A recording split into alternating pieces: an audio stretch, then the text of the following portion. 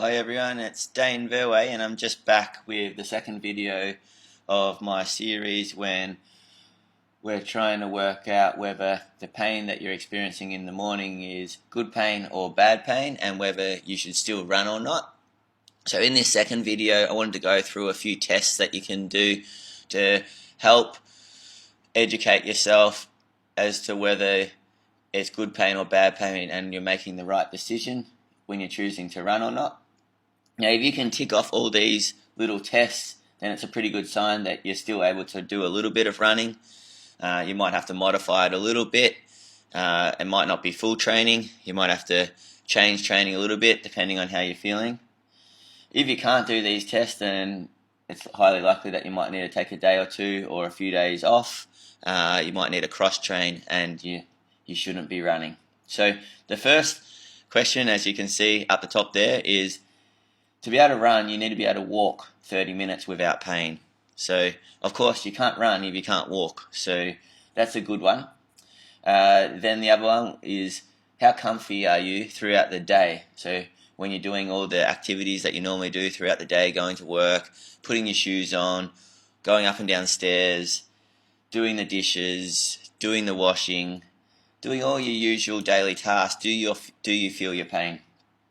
If you don't really feel it throughout the day and you're feeling pretty comfortable, then that's a good sign. If you can't do much throughout the day because it's too sore, then of course you can't run. Alright, so then the other little objective tests are, first of all, stand on one leg for 10 seconds. So stand on a sore leg. Can you stand on that sore leg for 10 seconds without pain? Next one. Can you do 10 single leg squats like that lady on the slide? Up and down. Watch your pain levels. Can you tick that off? If that's okay, then that's a good sign. Can you jog on the spot for 1 minute without much pain? Can you jump on the spot for 10 to 15 jumps without much pain? Can you do 10 to 15 bounds down the hallway without much pain? Can you do 30 seconds of single leg hopping on the spot without much pain? And then can you do a quick sort of 4 to 5 minute treadmill run or run up and down the hallway for 4 to 5 minutes without much pain? That's a good sort of tolerance test to see whether you're ready. So if you can tick all them off, then you should be able to do a little bit of running. If you still feel it a little bit, you might have to modify.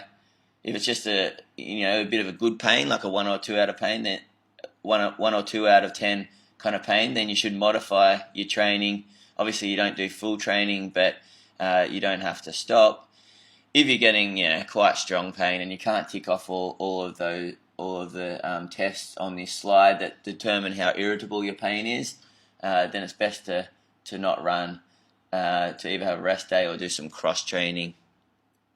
Alright, so next slide in a few days, next presentation in a few days is going to be more about the clinical reasoning involved on whether you should run or not, and I'll go over what you should consider when you're trying to make that decision and a few case studies.